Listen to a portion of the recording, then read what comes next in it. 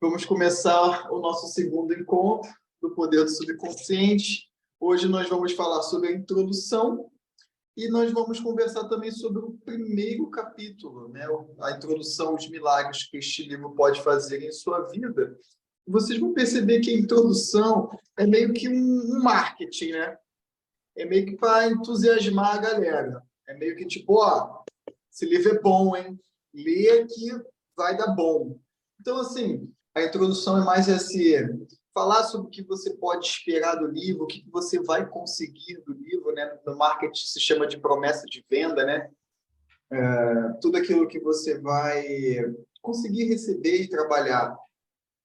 O primeiro capítulo do livro, pessoal, ele é bem conciso e ele é um belo de um resumo do que a gente vai encontrar no livro todo. Assim, o primeiro capítulo, ele dá aquela pincelada geral em praticamente assim, todos os conceitos que ele vai trazer no livro e ele vai explicitar e também vai esmiuçar. Tem várias coisas interessantes que ele fala nesse primeiro capítulo e a primeira coisa que eu quero trazer para a gente debater foi uma frase que ele fala na página 19, se eu não me engano, 19, assim, dessa edição aqui, tá? Em outras edições pode ser uma outra página. Mas, enfim, logo no início do capítulo, ele fala a seguinte frase: abrir a sua mente e tornar-se receptivo. Isso é muito difícil de algumas pessoas entenderem, essa parte de tornar-se receptivo. Porque tornar-se receptivo à inteligência criativa do subconsciente é a mesma coisa de seja feita a tua vontade, da tua maneira. Porque, às vezes, o que acontece? A gente tem uma ideia fixa na nossa mente de que tem que ser de uma determinada maneira. E a gente se fecha nisso. Vou trazer para vocês uma história de Yogananda. Disse que ia trazer várias histórias de Yogananda, né? Mas tem uma história de Yogananda que ele conta na autobiografia de Yogi, que uma vez ele teve uma discussão com o irmão mais velho dele. O irmão mais velho dele era super cético, assim, em termos de espiritualidade e tudo mais. E Yogananda vivia falando: tudo aquilo que me for necessário, Deus vai me dar, a divindade vai me dar. Ele chamava Deus de mãe divina, vai me dar. E o irmão dele ficava tipo, claro que não sei o quê, você tá errado. E ficava meio que cutucando ele. E aí um dia desses, numa discussão dessas, o Yogananda chegou para o irmão dele e falou assim: vamos fazer então uma aposta. Vamos fazer, sei lá, acho que não lembro exatamente a palavra que ele usou no livro, mas foi algo parecido com isso. Aí o irmão mais velho de Yogananda falou assim: então beleza, vou te levar para uma outra cidade, tipo, distante, muito distante, e você só vai com a roupa do corpo. Só. Eu não vou te dar comida, não vou te dar dinheiro, não vou te dar nada. E Yogananda é criança, tá? Adolescente, assim. E aí o irmão mais velho dele levou ele e um amigo do Yogananda para a estação de trem, pagou só a passagem de ida para o Yogananda ir para uma cidade super distante, só passagem de ida, com a roupa do corpo, vai. E Yogananda aceitou e falou assim: eu vou. E vou te mostrar, vou te provar que a Mãe Divina me dá tudo aquilo que eu preciso. Aí o irmão do Yogananda falou: beleza. E aí botou ele na estação de trem, foi a manhã inteira, horas de viagem do trem até uma cidade distante. Chegou na cidade distante, o amigo do Yogananda começou a tremer na base. Mas, Yogananda, a gente não tem dinheiro nem para voltar para casa. Se por acaso acontecer alguma coisa, como é que a gente vai falar com nossos pais? Aí Yogananda: relaxa. A divindade vai nos dar tudo aquilo que a gente precisa, não vai faltar nada. Tá tudo. A gente é cuidado o tempo inteiro. Aí o amigo: tá bom. Tipo, meio tremendo assim: tá bom. Mas o que a gente vai fazer? Aí o Yogananda: não sei, vamos andar por aí. Aí foi andando e tudo mais. Aí Yogananda passou por uma praça, viu uma árvore e falou assim, nossa, que árvore bonita, vamos meditar ali. Aí Yogananda sentou debaixo da árvore e começou a meditar. E ficou lá, tipo, meditando, assim, feliz da vida. Aí daqui a pouco passa um homem, olha para o Yogananda e fala assim, você é o rapaz que eu estou vendo nos meus sonhos. Eu estou vendo você nos meus sonhos, você está aparecendo para mim. Aí Yogananda falou, aí ele você é o meu mestre, você é o meu mestre. Eu vi você no meu sonho e você era o meu mestre espiritual. Aí Yogananda falou, E aí o Yogananda ensinou para ele a Kriya Yoga, ensinou para pranayamas e técnicas de Kriya Yoga, e o homem, em troca, levou ele e o amigo para o ashram, para um ashram que ele conhecia, para conhecer o guru que ele tinha. E aí chegou no ashram, e Yogananda foi recebido com festa, estava tendo festa, estava rolando banquete, estava rolando tudo. Aí Yogananda se fartou de comida e tudo mais. Aí o cara contou que o Yogananda estava no sonho dele e que era um mestre. E as pessoas começaram a dar dinheiro para o Yogananda. Não, toma dinheiro aqui, ó, toma aqui, comida, dinheiro. E Yogananda acabou que no final dos contos passou o dia lá, ficou lá no ashram, comeu pra caramba. As pessoas começaram a dar dinheiro para ele. Não, toma dinheiro, você é jovem. Aqui, toma dinheiro, vai. No final das contas, da história toda, Yogananda voltou para casa de trem, chegou na cara do irmão dele, pegou um chumação de dinheiro, tacou na mesa e falou assim, não falei? O irmão de Yogananda olhou para a cara dele assim, ó. Nesse dia, o irmão mais velho do Yogananda se tornou discípulo do Yogananda. Foi iniciado em Kriya Yoga pelo Yogananda também. Voltou de helicóptero, se tivesse ali. Tinha voltado de helicóptero. Então, pessoal, para vocês verem, muitas vezes a gente fica meio que preso, meio que fixo a uma ideia do que tem que ser, ou de como tem que ser. E isso, na verdade, restringe a atuação do subconsciente. Tornar-se receptivo. Yogananda, a divindade vai cuidar de mim. Como que ela vai fazer isso? Não me interessa. Isso não é função minha, ficar procurando saber como. A divindade vai cuidar de mim. Eu tenho certeza disso, certeza absoluta. O Joseph Campbell começa a dar uma pincelada sobre fé nesse livro. Fé total. Acabou. Yogananda foi lá para uma cidade, voltou com chumação de dinheiro, acabou. Não tem dúvida. O Yogananda não tinha nenhum traço de dúvida e ele era totalmente receptivo a essa ideia. Ou seja, ele era totalmente receptivo à função do subconsciente. O que o subconsciente vai trazer?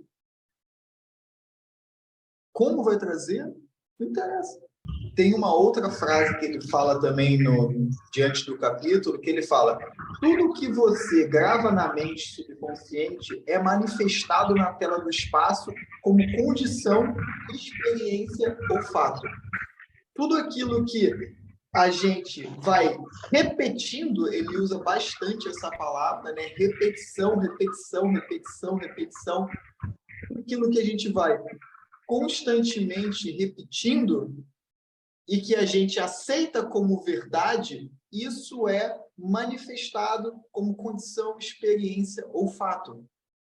Esse é um dos princípios da mente inconsciente, que ele chama de subconsciente, mas pode ser chamado de inconsciente também. Ele dá ele chama consciente, inconsciente, objetiva, subjetiva, né, superficial, profunda. Ele vai dando vários nomes, mas no final das contas, nesse livro ele chama de subconsciente. Esse é um princípio da lei da mente subconsciente.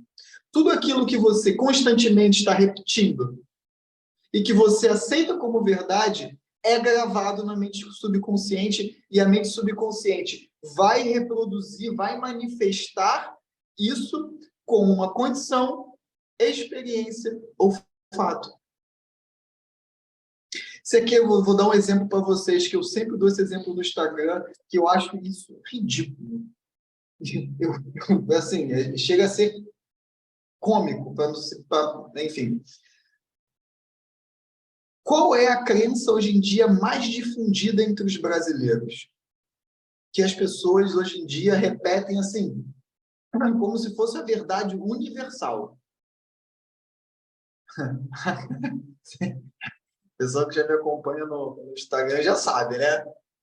Tudo é difícil. Nossa Senhora, que crença impregnada na mente do brasileiro. Tudo é difícil. A vida é difícil. Escolha o ser difícil. Namorar é difícil. Ser solteiro é difícil. Ter dinheiro é difícil. Ser pobre é difícil. Ter um corpo saudável é difícil. Ter um corpo doente é difícil. Eu falei, mano, que inferno é esse? Que não deve ser a vida dessas pessoas. Que tudo é difícil. Aí depois não sabe por quê? Vai entrar no clube do livro. O cartão de crédito falha, a luz acaba, o carregador pifa. Tudo é difícil. Imagina, apertar um botãozinho e participar de um clube do livro é impossível, é muito difícil.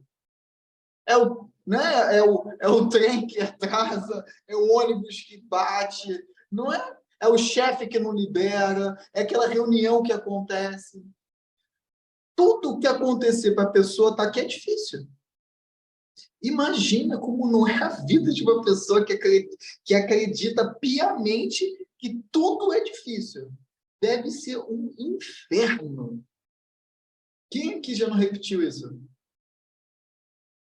Tudo é difícil. Fala a verdade para mim. Que outros tipos de crenças que vocês constantemente não ficavam repetindo e dando credibilidade na mente de vocês? Ele fala, né? A lei da mente é a lei da crença. A lei da vida é a lei da crença. É assim mesmo. É assim mesmo. Essa é uma lei universal. Acreditou, repetiu, a mente subconsciente grava.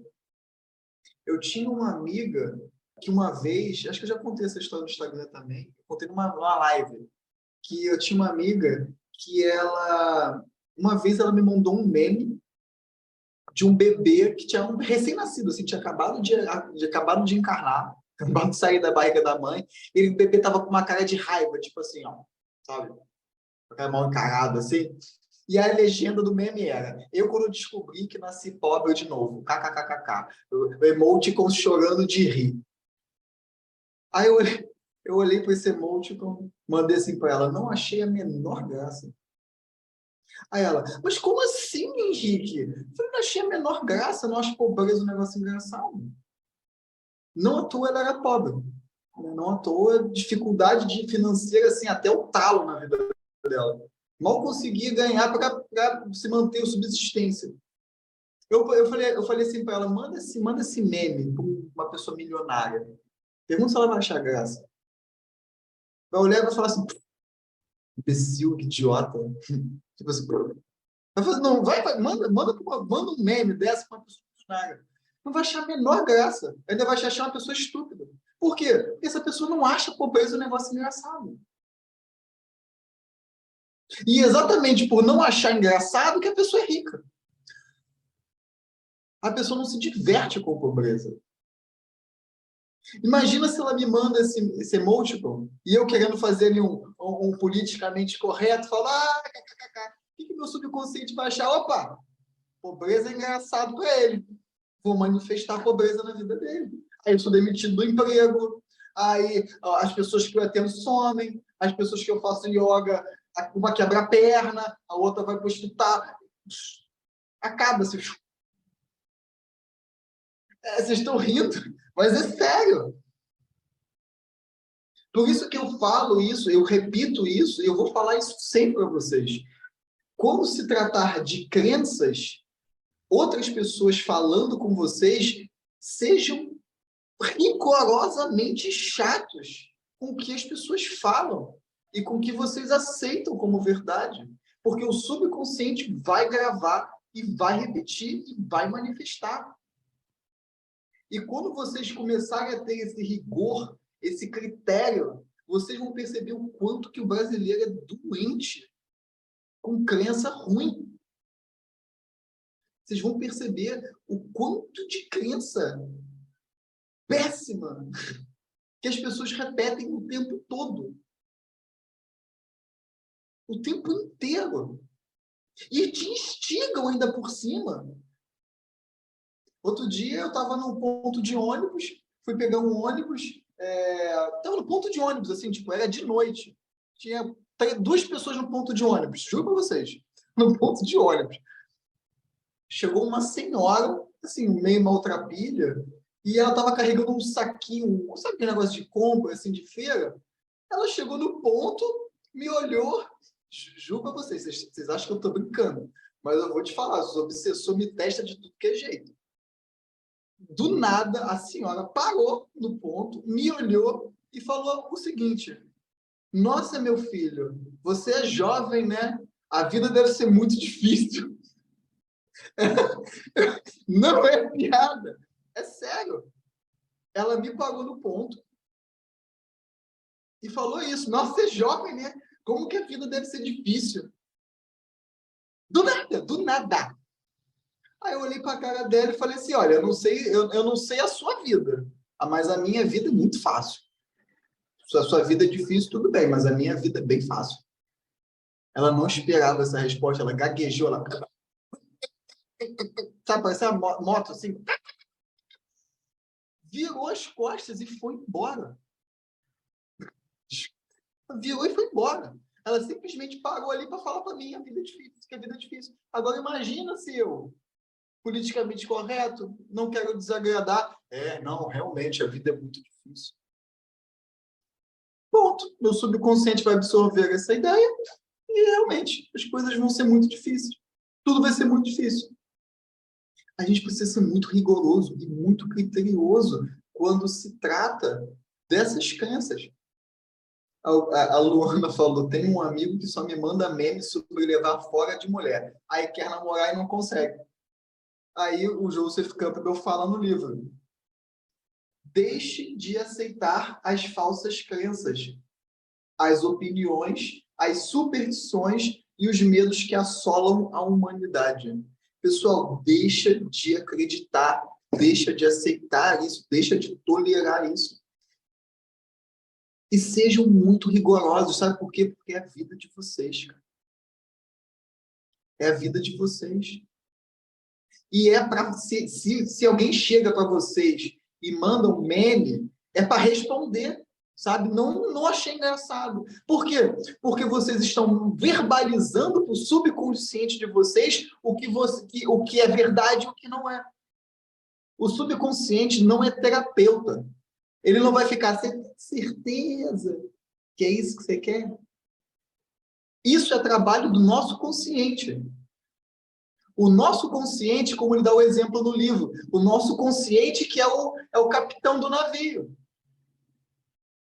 O nosso inconsciente, ele simplesmente só vai botar o quê? Fumaça, lenha na fogueira. Ele só vai fazer isso. Se alguém manda um memezinho desses para vocês que eu contei aqui, que a Luana contou, por exemplo, e vocês não rebatem, rebatem no sentido, não aceito como verdade, não achei engraçado, não gostei, isso não é verdade, ou qualquer coisa nesse sentido, o subconsciente de vocês vai aceitar como verdade. E vai começar a reproduzir isso. E tem, antes de dar a palavra para vocês, para fechar essa parte, tem essa frase que ele fala: todas as suas experiências, acontecimentos, condições, atos, são produzidos pela mente subconsciente como uma reação ao que você pensa, ao que você aceita como verdade. Lembre-se, não é aquilo em que você acredita, mas a crença que está na própria mente que traz o resultado. Ou seja, não é só acreditar, meramente acreditar. É aquela crença profunda, aquilo que ele vai chamar de fé. É aquilo que você acredita profundamente. É aquilo que você sabe que é verdade. Ele vai falar sobre repetição, ele vai abordar mais, ele vai aprofundar o tema da repetição. Por que você tem esses pensamentos? Porque você habitualmente pensa isso. É como se a mente fosse um gravador, um programa de computador. Quanto mais você repete, mais vai repetir. Então, no livro, ele vai dizer, vamos fazer o contrário, então. Vamos conscientemente repetir aquilo que a gente quer. É uma questão de hábito. A nossa mente subconsciente, ela funciona através do hábito. Tudo aquilo que você constantemente se habitua a pensar, ela vai integrando e vai pensando aquilo de maneira automática. Então, o que a gente precisa fazer? O trabalho inverso. A gente começa a precisar ter mais consciência e ficar repetindo o dia inteiro, o tempo inteiro, até trocar essa informação. É chato? De início é muito chato. De início vai ser a coisa mais chata do mundo, porque vai ser uma luta contra você mesma. Vai ser uma luta contra você mesma e vai ser uma luta contra as pessoas ao seu redor que pensam da mesma maneira, porque se você pensa assim, eu tenho certeza que ao seu redor todo mundo pensa igual, porque sabe, a ave de mesma plumagem voa junto. Então, se você é aquela reclamona que fica lá, tu vai ter certeza que todo mundo ao teu redor também é. Então, ao mesmo tempo, você vai ter que se afastar dessas pessoas, vai ter que ir contra essas pessoas, contra você mesmo. Ou seja, de início, é um porre. Então, vai precisar ter muita disciplina. Cada pendrive vai ter a sua informação individual, mas todo pendrive funciona da mesma maneira. Todas as mentes funcionam através das mesmas leis. Não é a lei da minha mente, a lei da sua mente, a lei da mente da Paola, a minha verdade, a sua verdade. Isso não existe. A mente funciona igual para todas as mentes. A única coisa que muda é o quê? O conteúdo. Então, um dos princípios que ele aborda nesse primeiro capítulo é o princípio da repetição. Tudo aquilo que você constantemente está repetindo, você está gravando. Isso é um padrão, isso é um princípio. Do mesmo ele fala, né? Ele dá esses princípios que você fala. Se você esquentar um material, ele vai expandir. Isso vai ser com qualquer material, em qualquer planeta, em qualquer lugar do universo. Esquentou, expande. Repetiu, gravou. Acreditou conscientemente, gravou. Isso são princípios da mente. Muito do que eu posto lá no Instagram, por exemplo, são princípios da mente, são dinâmicas da mente. O que eu falo, o que eu falo respondendo uma pergunta, serve para qualquer mente que tenha a mesma pergunta. É a mesma dinâmica mental. A dinâmica mental de ansiedade para uma pessoa é a mesma dinâmica de ansiedade para outra pessoa. O conteúdo informacional da ansiedade, ou seja, a raiz do trauma que causa ansiedade, é diferente para cada pessoa. Mas a dinâmica mental é a mesma. O que ele ensina nesse livro, e que ele começa a abordar no primeiro capítulo, são os princípios da mente subconsciente. Como que você vai utilizar a mente consciente para o seu bem, e não para o seu mal. Para uma vida de prosperidade, de saúde, de riqueza, de bons relacionamentos. Ao invés de tudo é difícil.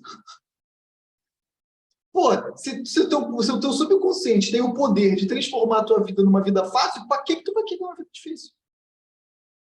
Só que as pessoas elas não acreditam no poder do subconsciente. As pessoas elas não conhecem isso, elas não sabem isso. Só depois de ler esse livro é que algumas pessoas, né, começam a questionar. Tem um parágrafo desse livro que ele fala o seguinte também: quando você conhecer a verdade sobre a interação entre as mentes consciente e inconsciente, poderá transformar toda a sua vida. Se quiser mudar condições externas, terá que mudar a causa delas. Muitas pessoas tentam mudar as condições e as circunstâncias concentrando-se nelas.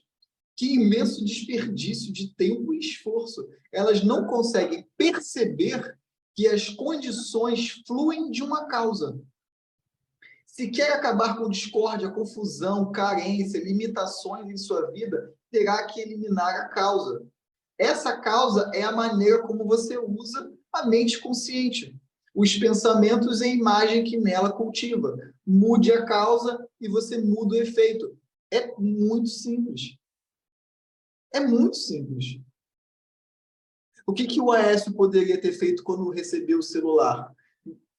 Tá sentindo que não é meu? Cara, pega o celular, abraça ele, você é meu, tá tudo bem, você é meu, agora você tá comigo, eu me sinto próspero, eu me sinto merecedor. E ficar ali repetindo isso até mudar a informação. Mas por quanto tempo? Não interessa quanto tempo. Até mudar a informação. Todo dia. Você provavelmente, Aécio, tem coisas mais profundas do que essa questão do celular, como, por exemplo, uma questão de não se sentir merecedor, por exemplo, de uma coisa boa. E aí pegar o celular que vai servir como um objeto externo para trabalhar isso interno. Pô, eu me sinto merecedor, eu trabalhei pra caramba, eu mereço e tudo mais. E repetir, pegar o celular e, sabe, abraçar ele, se sentir merecedor daquilo e repetir, até, caraca, agora eu tô me sentindo merecedor. Até isso se dissolver.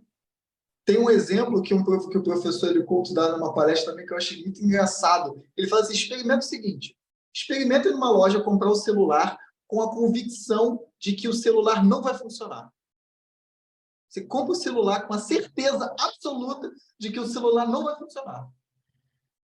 Chega em casa, pega o celular. O que vai acontecer? Não vai funcionar. Vocês vão perceber, lendo esse livro, que a vida de vocês vai mudar completamente. Porque vocês vão começar a observar a fala das pessoas e a vida das pessoas. A vida vai se tornar um grande campo de ciência para vocês. Vocês vão começar a perceber a fala das pessoas e as pessoas vão começar a chamar vocês de vidente. Nossa, é vidente? Não, só presta atenção no que você está falando. Eu sempre fui muito rebelde, assim, quando eu era criança. Assim, desde muito criança, eu sempre fui muito rebelde. Então, assim, raramente aceitava uma verdade porque me diziam. A pessoa chegava para mim e lançava porque se você fizer isso, a sua vida vai começar a dar errado. Eu ia lá para fazer aquilo, só para testar para ver se minha vida dá errado mesmo. Pô, negócio tão besta. Então deixa eu ver se vai dar errado mesmo. Ó, se você dá 3 pulinhos com a perna esquerda e tal, e dá um rodopio, sua vida vai dar errado. Eu falei, mesmo? Então deixa eu fazer aqui para ver se vai dar errado mesmo.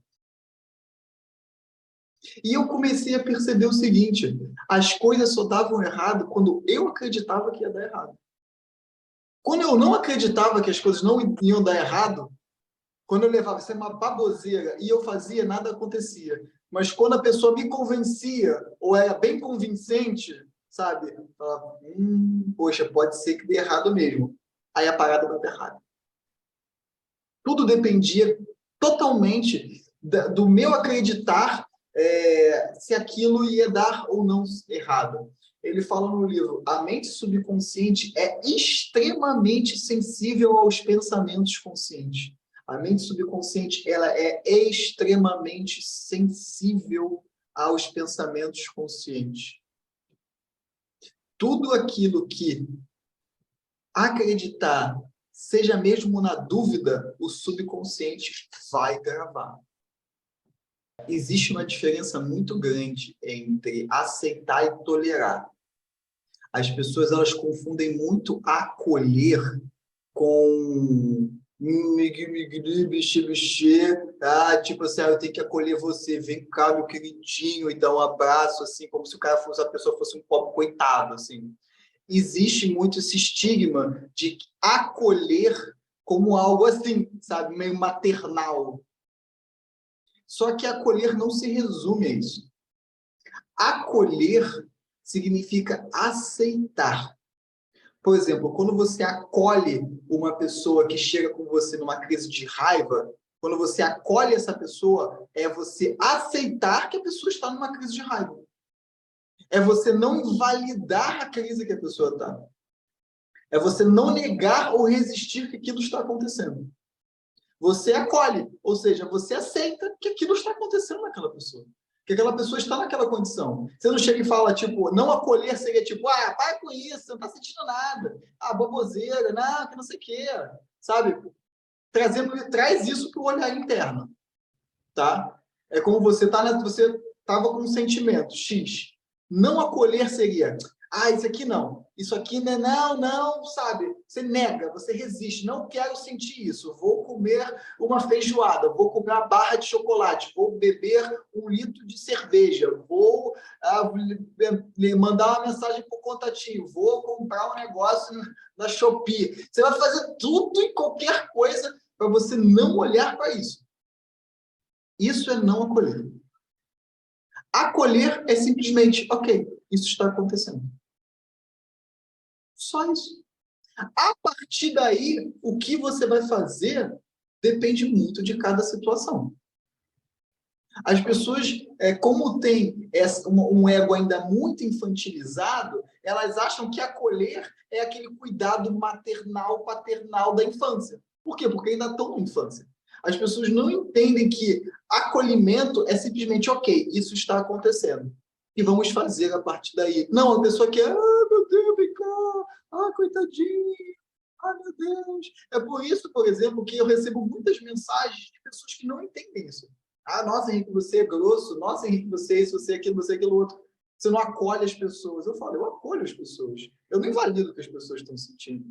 Eu simplesmente devolvo o ônus da responsabilidade daquilo que ela me trouxe com uma reflexão. Mas eu acolho. Se eu não acolhesse, eu ia falar, vem a homem, sabe? Vem a homem, você é besteira. Eu nunca falo isso é besteira. Eu falo, beleza, isso está acontecendo. O que a gente vai fazer com isso? Vamos fazer uma reflexão. Tal, pronto. Devolvo para ela com uma reflexão. Devolvo a responsabilidade do que ela me trouxe para ela de volta com um pouco mais de informação, com um pouco mais de energia para ela trabalhar. Isso é acolher. Então, às vezes, Paula, você vai acolher assim, beleza, isso está acontecendo, mas eu estou cansada nesse momento e não quero lidar com isso nesse momento, eu não estou me sentindo preparada bem. Vou deixar aqui, amanhã eu vou acordar melhor e vou saber lidar. Pode ser uma forma? Pode. Agora, você pode fazer igual o Caruso. O Caruso, né, quem leu esse exemplo no livro? Eu adoro esse exemplo. Do cantor. O Caruso não podia falar, vou dormir, vou embora da peça, amanhã eu vou acordar melhor e aí eu continuo a peça. Não podia fazer isso. Ele acolheu no sentido de, porra, eu estou me sentindo assim. Mas aí ele falou, eu vou cantar bem. Ou eu, pequeno, tu cala tua boca que eu vou cantar e nem interessa, cala a boca, eu vou cantar, você vai ficar quieto. Entende? Ele não deixou de acolher. Por quê? Ele aceitou que o eu pequeno dele estava com medo. Estava lá se tremendo todo. Ele não negou isso. Ele disse, eu sou maior do que isso.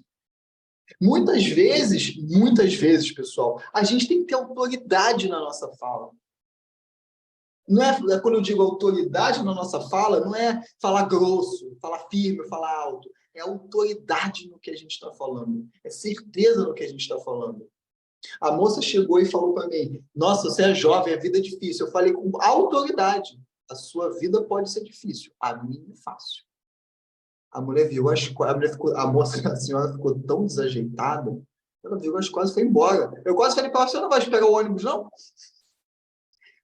A mulher ficou tão desconcertada que ela foi embora. Foi a autoridade na fala. Eu não aceito isso que você... Eu não tolero isso que você está me trazendo. É autoridade. Muitas vezes, Paola, você vai ter que agir assim, com autoridade. Às vezes você vai estar no meio da rua, numa fila de um banco, numa fila de qualquer lugar, tu não vai poder, vou deixar as minhas compras aqui e vou para casa.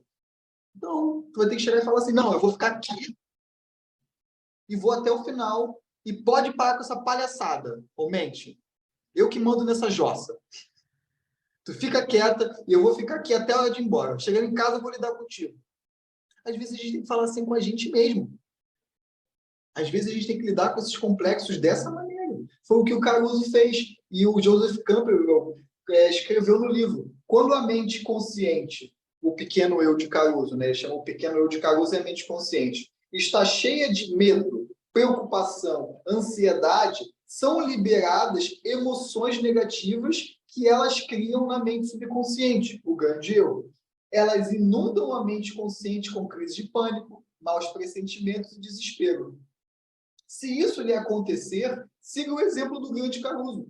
Você pode falar em termos afirmativos e com profundo senso de autoridade as emoções irracionais geradas na mente mais profunda.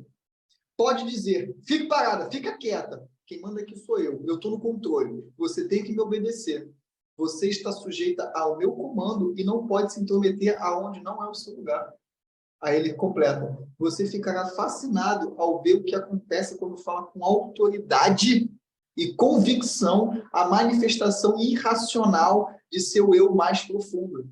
A mente se encherá de paz e harmonia. O subconsciente está sujeito à mente consciente. Esse é o motivo porque é chamado de subconsciente ou subjetivo. Deus cuida de mim. Aí imagina, estou sentindo de não sair de casa. Pô, Deus está cuidando de você. A questão é que a gente não sabe as crenças que conscientemente a gente está mandando para o nosso consciente. A gente vive no piloto automático. Esse livro, inclusive, é uma reflexão a isso. O que a gente está constantemente repetindo que a gente não tem consciência disso, né? Mas isso a gente vai abordar mais para frente no livro. Continuando, ele fala uma frase que, assim, se vocês puderem escrever essa frase e colar assim, no lugar onde vocês vão estar sempre lendo, essa frase aqui resume bem esse primeiro capítulo, que é: a mente subconsciente cumpre as ordens recebidas baseadas no que a mente consciente acredita ser a verdade e aceita como verdade. Não questiona as ordens nem a base em que elas se apoiam. Não interessa se o seu medo é racional ou irracional. O subconsciente vai gravar. Não interessa se é uma imaginação que não tem o menor fundamento. Se você aceita a sugestão, vai gravar. E vai manifestar a partir dali. A mente consciente, ele cumpre as ordens recebidas, baseadas no que a mente consciente acredita ser a verdade e aceita como verdade. Aquilo que você acredita ser verdade, você vai aceitar como verdade. Não importa se é imaginação, se está na sua vida, se não está. Aceitou, gravou. Por isso que eu repito, falo tanto no Instagram, cuidado com as músicas que vocês ouvem. Porque você está lá cantando a música, seu subconsciente está gravando aquela porcaria toda. A época em que mais os botecos ficaram cheios de gente foi numa época que uma música que repetia a seguinte frase: beber, cair, levantar, beber, cair, levantar, beber. Quem lembra dessa música? Vamos embora para o bar, beber, cair, levantar, beber, cair, levantar, beber, cair, levantar. Pessoal, a partir dessa música, os botecos ficavam, os bares começaram a ficar cheios de dormir de segunda a segunda. Vamos embora para um bar, beber, cair, levantar. A música era literalmente só isso. E ficava lá, beber, cair, levantar, beber, cair, levantar. Tu vai... A mente subconsciente cumpre as ordens recebidas. Na semana seguinte, tu tá lá caindo, bebendo e levantando. Isso por conta de uma música. Se repetidamente dizemos a nós mesmos, não tenho condições para fazer isso, a mente consciente pega-nos na palavra. Providencia para que você não chegue à posição de poder adquirir o que quer. Enquanto continuar a dizer, não tenho dinheiro para comprar aquele carro, tirar aquelas férias, morar naquela casa, pode ter certeza que a mente subconsciente vai seguir as suas ordens.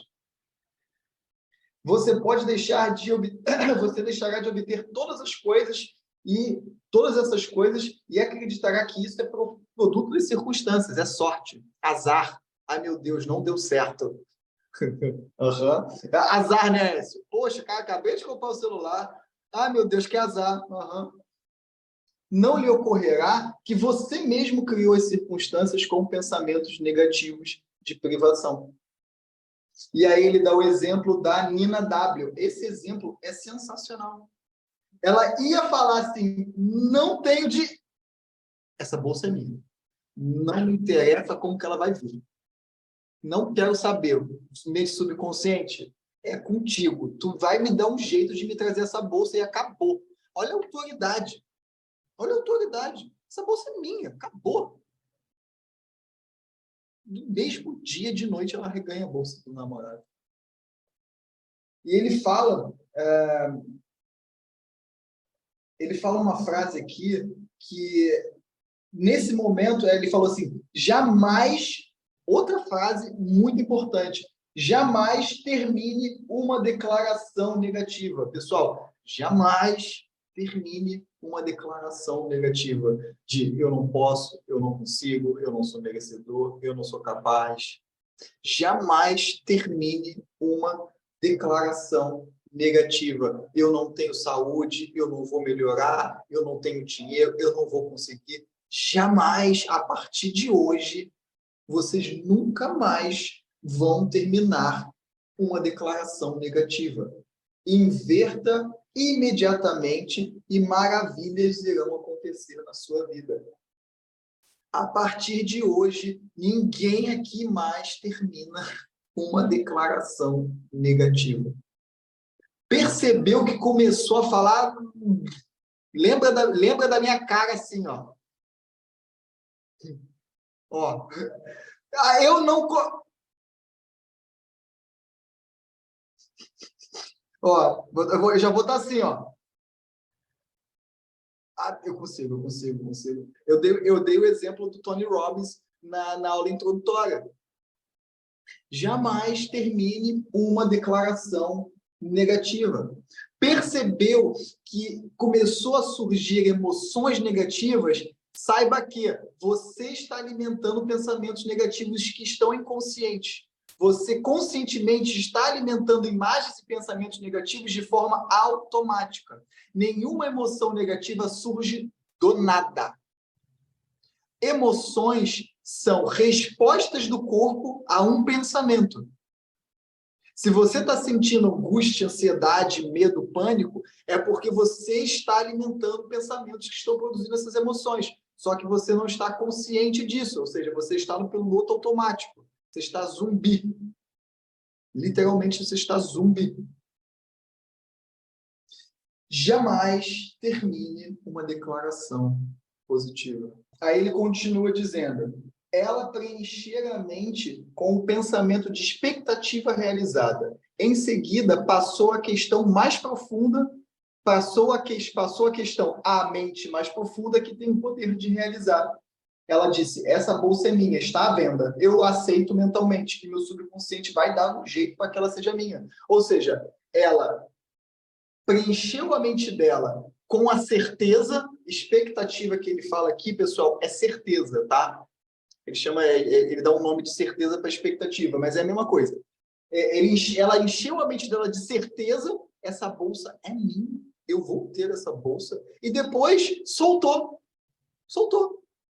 O mente subconsciente vai me dar um jeito de trazer isso, ou seja, é isso que ele vai chamar de fé. Repetição, certeza e fé. A certeza, a repetição é no sentido de essa bolsa é minha, repetir, eu me sinto merecedor, essa bolsa é minha, eu me sinto merecedor, eu sou capaz, eu tenho capacidade, eu me sinto merecedor, eu tenho dinheiro. Repetição, ao mesmo tempo que a certeza de que essa bolsa é minha, isso já é uma realidade, não essa bolsa será minha, essa bolsa já é minha. Isso ele vai abordar nos próximos capítulos, essa questão do futuro e presente. Essa bolsa, ela já é minha, ela não vai ser minha, já é. Subconsciente, dá teus pulos. Isso que é a fé, a receptividade. Não sei como, não me interessa o como, dá teus pulos. E para finalizar essa minha parte, antes de abrir para vocês, tem uma história de um mestre zen que reuniu todos os discípulos dele, falou assim, reúne todo mundo, traz todo mundo para cá. E aí reuniu todos os discípulos. Aí todos os discípulos, cara, o que o mestre quer, né? Deve ser uma coisa muito importante. E aí botou na mesa um projeto arquitetônico, assim, enorme, de lindo, de bonito, porque ele teve uma inspiração, ele queria construir um monastério. E aí, ele estava lá falando e tudo mais, aí os discípulos meio assim, né, meio cabreiro. Aí um teve a coragem de perguntar assim, mestre, lindo esse seu projeto, legal demais, mas da onde vai sair o dinheiro? Aí o mestre respondeu, da onde tiver que vir. Não interessa como que vai ser o dinheiro, vai sair da onde tiver que sair. Eu tenho certeza de que eu vou construir isso. A divindade me inspirou. Se a divindade me inspirou, ela vai me trazer tudo que eu preciso para que isso seja uma realidade. Ou seja, ele não ia, o monastério não era uma realidade futura, já era uma realidade atual. Ele estava vivendo como se já existisse o monastério. Era uma certeza e, ao mesmo tempo, uma fé de que subconsciente vai dar teus pulos. Ele fala, lembre-se, não é aquilo em que você acredita, mas a crença que está na própria mente, ou seja, é aquilo que está instalado na sua mente, e não aquilo que você acredita, no sentido de ficar somente repetindo. Eu dei de exemplo na primeira aula. Você ficar falando, eu sou rico, eu sou rico, eu sou rico, eu sou rico, mas a crença for de pobreza, você simplesmente, na verdade, vai causar uma batalha mental. Ele fala mais sobre isso no exemplo que ele dá da Ruth, da senhorinha que criou aquela oração e ficava lá repetindo todo dia, o tempo inteiro, e 2 semanas ela arranjou um marido legal que ela queria, igualzinho que ela tinha falado. Ele fala a seguinte frase, no coração a prece lhe parecia legítima. Isso é uma crença, aquilo que lhe parece legítimo. Por exemplo, até os 7 anos de idade, toda criança absorve qualquer crença.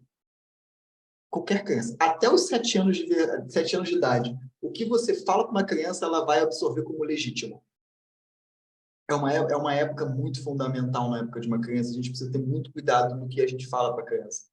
O que você fala para a criança e o que você constantemente repete até os 7 anos, aquilo ali vai ser legítimo para a vida daquela pessoa até o fim da vida dela e vai ser muito difícil ela conseguir trocar isso. Então, por exemplo, se você fica falando para uma criança, você é feio, você é feio, você é feio, você é feio, você é feio, e a criança ela vai começar a legitimar isso, ou seja, vai se tornar uma crença. E por mais que depois ela meramente fique acreditando que ela é bonita, a crença central é que ela é feia. Foi o que eu disse na aula introdutória e eu vou repetir isso toda a aula. Para a gente criar uma prece igual a Ruth criou, que ele vai ensinar a gente a criar preces ao longo do livro, tem que ser algo que o nosso coração legitime. Ou seja, tem que ser algo que parece ser legítimo para a gente. Não pode ser uma coisa que a gente vai ler e vai ter qualquer tipo de conflito mental. A gente vai ter que sentar e vai ter que refazer essa prece. Tem que ser legítima, ou seja, a pessoa tem que se sentir merecedora daquilo. E não pode ser algo, não pode ser algo muito além do que a pessoa se sente merecedora ou não. Até mesmo na hora da gente começar a trabalhar essas coisas, a prece tem que ser legítima para a gente. Ou seja, a gente tem que acreditar no que a gente está falando. A gente, Sim. Passando a acreditar com repetição, a gente legitima e transforma numa crença. Coerência. Tem que ter coerência para legitimar, ou seja, a gente tem que acreditar de verdade naquilo. Tudo aquilo que a gente acredita e que a gente legitima, isso vira uma crença fundamental, vira uma crença central. E toda crença central é muito difícil de se tirar. Eu sempre dou o exemplo, por exemplo, do The Rock, ou do Cristiano Ronaldo. Chega para o Cristiano Ronaldo e fala para ele que ele é um péssimo jogador de futebol. Ele vai rir da tua cara. Por quê? Porque a crença central dele é de que ele é um ótimo jogador de futebol. E isso, o que legitima isso? Os resultados. O cara já ganhou o prêmio de melhor jogador de futebol, sei lá, 6, 7 vezes. Ou seja, isso legitima ele acreditar que ele é um ótimo jogador de futebol. Por que vai legitimar inicialmente, o nosso nível de merecimento. A Ruth, quando criou essa prece, ela se sentia merecedora disso. Ou seja, ela sentia que ela, de fato, merecia um marido legal, desse jeitinho que ela tinha descrito. A repetição legitimou isso mais ainda e transformou numa crença. A crença transformou numa realidade. Acreditar e crença está no nível do que você legitima, daquilo que você acredita ser coerente ou não. Merecimento é uma coisa que a gente precisa trabalhar o tempo inteiro. A vida de cada pessoa é de acordo com aquilo que ela acha que merece. Se a pessoa acha que merece violência, a pessoa vai ter violência. E ela vai aceitar a violência, ela vai viver na violência. A pessoa que acha que merece pobreza, ela vai viver na pobreza. Ela não vai conseguir se sentir merecedora de ganhar mais, de viver uma vida mais confortável, melhor, com um relacionamento bom. Pessoal, eu converso com muitas pessoas que não acreditam merecer uma relação estável, boa. A pessoa me pergunta, Henrique, eu acho que eu não mereço uma boa relação, por isso que eu acho que eu fico nessa. Essa aqui eu já conheço. Isso é comum, pessoal, tanto em homens quanto em mulheres, tá? Relacionamentos do campo hétero, do campo homo. A vida de uma pessoa é literalmente paralela ao que a pessoa acredita que ela merece. Uma pessoa que acha que merece uma relação saudável, alegre, próspera, uma relação leve, no primeiro pesar, essa pessoa já vai... Opa! Na primeira engasgada, a pessoa vai embora. Eu não mereço isso aqui, não. Isso aqui eu mereço, isso aqui eu não mereço de jeito nenhum. E ela vai embora, assim, sem mais, né? sem substituir. A pessoa não vai sentir a menor culpa de sair de uma relação que ela acredita que não merece aquilo. Então, merecimento é uma coisa que a gente vai precisar trabalhar muito, repetir muito. Eu mereço. Aécio, compra o celular e pega o celular e fala, cara, eu mereço isso aqui. Eu mereço isso aqui. Eu mereço isso aqui. E autoridade, sabe? Paola, pega lá a casa dos teus sonhos, olha para a casa dos teus sonhos e fala, eu mereço isso aqui. Eu mereço. E fica repetindo, olhando para aquela casa, eu mereço, pô, eu mereço. Vai passear num bairro que você queira morar, olha para as casas e fala, pô, eu mereço estar aqui. Eu mereço isso aqui. E vai repetindo, vai passando. Eu estou dando dicas para vocês, tá, pessoal? Vai passando. Eu mereço, pô, eu mereço. E vai criando esse sentimento de eu mereço, repetindo, repetição. Eu mereço. Pô, por que eu não mereço? Eu mereço sim, cara, mereço. Faz que nem o Tony Robbins. Vai andar por onde você quer viver. Pô, eu mereço estar aqui. Eu mereço sim, eu mereço, eu mereço. Claro que eu mereço. Pô, agora que essa maneira, eu mereço estar aqui. Para de ficar alimentando crenças negativas, superstições negativas, imaginações negativas. Corta. Como que a gente trabalha o merecimento? Assim, dessa maneira. Pô, vai lá, eu mereço, eu mereço.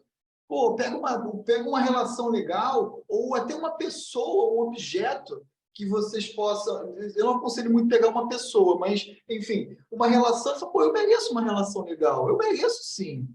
Pô, fulano tem uma relação legal com fulano, eu mereço uma relação igual a essa. Por isso a importância de ter boas referências. Pessoas que a gente pode tomar como exemplo. Pô, cara, o fulano é uma pessoa legal, pô, eu mereço ter uma amizade igual, eu mereço trabalhar isso também em mim, para me tornar igual, para me tornar parecido. Pô, eu mereço, claro que eu mereço, como que eu não mereço? E fica repetindo, sabe? Pega objetos que vocês acham que merecem e fica lá, olha, repete, absorve. Repetição, fé e expectativa. Expectativa é certeza. Repetição, certeza e fé. Repetição, certeza, já é minha realidade. Eu mereço. Autoridade, sabe? Certeza. E fé. Subconsciente, dá teus pulos. Dá teu pulo. Aí já não é mais comigo, é contigo, subconsciente. Dá teus pulos. Eu sei que você cuida de mim. Eu sei que tu vai me trazer isso. Eu sei, isso aqui já é minha realidade. Certeza. E repetição, repetição, repetição, repetição, repetição, repetição. O dia inteiro repetindo. Tá? Então, a terapia, ela vai servir exatamente para isso. A pessoa não está conseguindo sozinha. Ela precisa de ajuda. Ela, às vezes, não está conseguindo reconhecer. Às vezes, é muito doloroso para ela lidar com um trauma do passado sozinha. Ela não consegue sozinha. Ela precisa de alguém ali para estabilizar ela. Para estabilizar as emoções dela. Alguém que ela se sente confortável, alguém que ela confie para abrir essa caixa de Pandora. A terapia serve para isso, para ajudar essa pessoa a tornar consciente aquilo que estava inconsciente e elaborar isso. Muitas vezes a pessoa não consegue sozinha. Às vezes a pessoa está 5, 10, 20 anos vivendo no piloto automático. Vai ser muito difícil para essa pessoa conseguir sozinha. Entende? Vai ser muito difícil para essa pessoa conseguir elaborar isso ela com ela mesma. Ela precisa de um outro alguém para ela transferir esse conteúdo para servir de espelho para ela poder elaborar dentro dela. O analista, ele serve muito nisso. O analista, ele sabe que está acontecendo uma transferência. E ele aceita essa transferência para a pessoa poder elaborar isso. Porque ela não vai conseguir ela sozinha com ela mesma. Então, ela vai pegar o analista para transferir todo esse conteúdo, às vezes de raiva, de ódio, de frustração.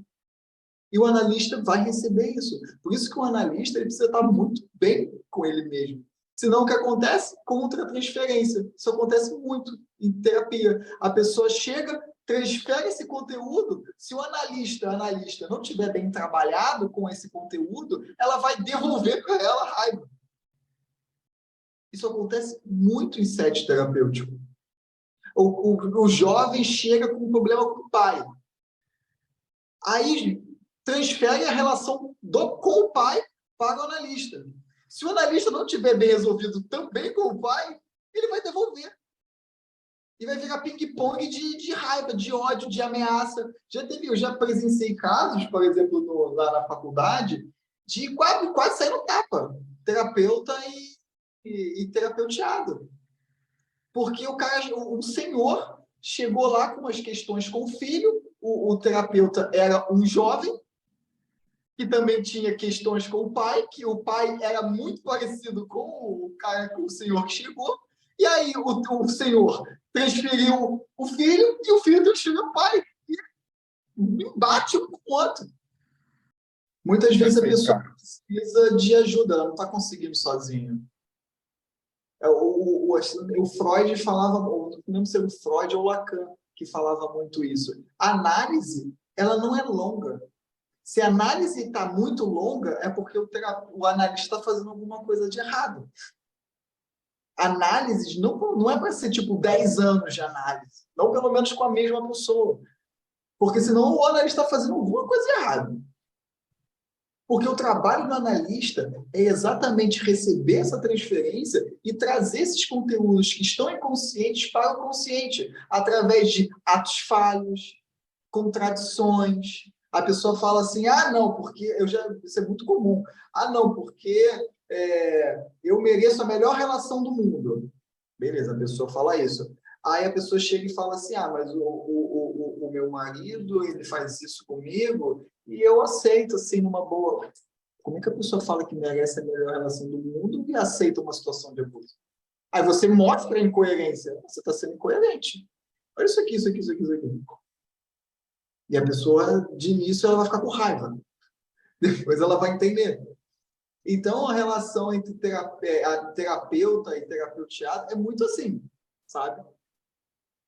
Mas a terapia ela serve exatamente para isso, para ajudar a pessoa, porque ela não está conseguindo sozinha, é muito desconfortável, é muito doloroso, a pessoa está numa hipnose mental ali muito fixa naquela coisa, ela não consegue quebrar sozinha. Por isso, por exemplo, que para as pessoas que eu atendo, yoga, a pessoa tem acesso liberado às minhas aulas de yoga e meditação. Daí faz parte do trabalho terapêutico. Não é a pessoa paga terapia e paga yoga separado, ela paga tudo junto, é um pacote. E ela faz, tem que fazer, senão não vai fazer terapia comigo. Você tem que fazer. As pessoas que eu atendo, o processo de melhoras delas é num ritmo muito legal, exatamente porque ela trabalha comigo em terapia, o que acontece com ela durante as aulas de yoga e o que é trazido para o consciente durante a meditação. Ou seja, o processo fica muito mais, o fluxo fica muito mais forte, muito mais elevado, as coisas fluem muito mais. Porque senão a pessoa fica resistindo muito, sabe? Ela fica... E aí você tem que, sabe? Enfim, deu para dar uma pincelada. E a gente vai debater, como fizemos hoje, como a mente funciona no capítulo 2.